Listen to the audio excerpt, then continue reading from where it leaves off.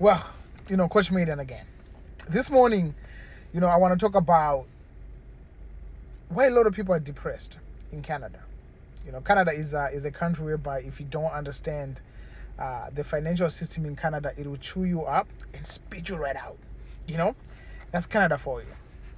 And if you don't focus on financial literacy, just to be able to understand why do you pay so much taxes in Canada, and how come the rich people don't pay as much taxes, how come Revenue Canada come for you all the time when you file taxes?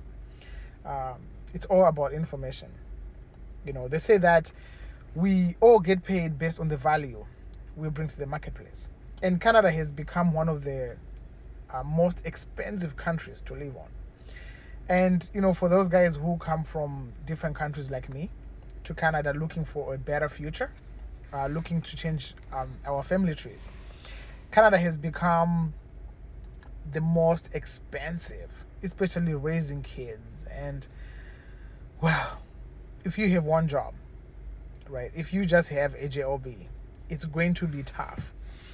And let's talk about those guys who bought their houses during COVID. It was amazing to buy a house during COVID. The interest rates were very low.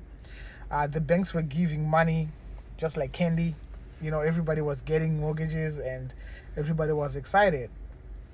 4 years later, 5 years later, those mortgages are coming up for renewal. And let me say this. A lot of people are going to lose their houses. Not because they haven't kept up with their mortgages. When you go to the bank and you renew your mortgage and they say, hey, your mortgage jumped up from a 2% to a 6%, maybe 7%, who knows? And they tell you that, well, you have to come up with an extra 30%, 40% on what you're paying right now. The question you have to ask yourself is, where is that money going to come from? Because we all know that your job did not increase your income, right? Maybe you got the cost of living allowance a little bit, 2%, and that's not even much, right? Because everything is expensive. Your grocery is expensive.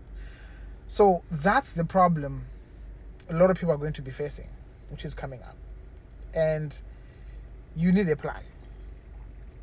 You do need a plan. And it's very crucial that you start thinking about where is that 30%, 40% going to come from. If your mortgage payment went up, rents are going up, everything is going up. But you know what's not going up? Your income, your job, right? If you have a job already, when I came to Canada, I wish that someone had set me down and taught me about the Canadian tax system. How are we paying taxes? Why are we paying so much taxes? And it's sad to say, the government always come for the regular people first, the middle class, because there's a lot of middle class people who don't understand financial literacy. And the only way you're going to be able to change that is you have to get yourself educated, especially in financial literacy, especially in how you pay your taxes, if you don't understand them. So a lot of people will say, well, you know what, I'll go get a side hustle, I'll go get a second job, I'll go do Uber, I'll go do Lyft, I'll go do Skip, I'll go do DoorDash. Well, sure, you make a little bit of money, but it's not going to change a lot. It's not going to change your financial situation a lot. And I'm going to tell you this. In 2016, I was $85,000 in debt. I defaulted on my mortgage. It was actually a crazy time in my life where, things were just falling apart. And the best thing I ever did to myself or for myself was to understand how the finances in Canada work, financial literacy, educating myself. We get paid based on the value we bring to the marketplace.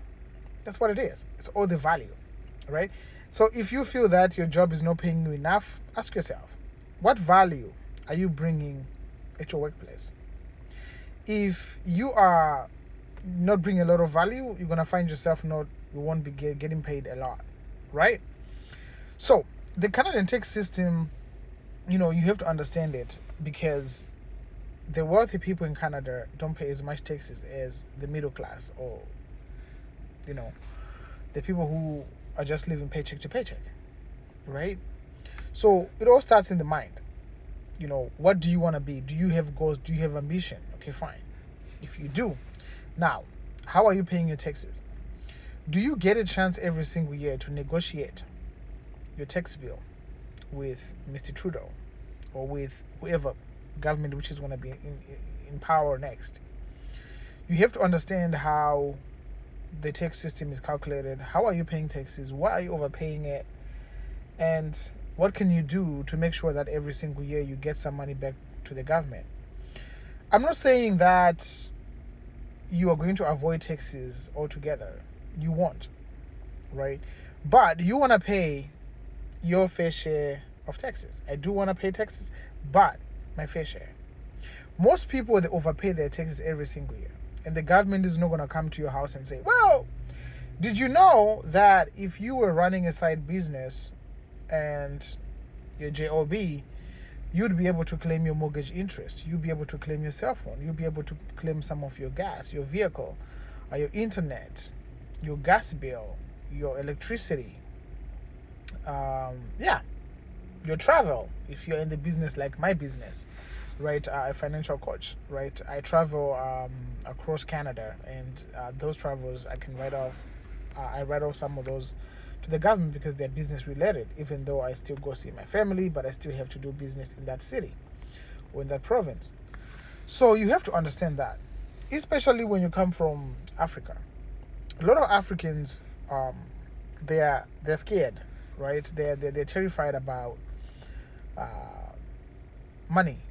They don't understand money, and money is not taught in the kitchen table or at school. The reason why is because if everybody is well educated, then the government ain't gonna make money. The school curriculum, whatever you call it, it's not designed by everybody. It's designed by the government.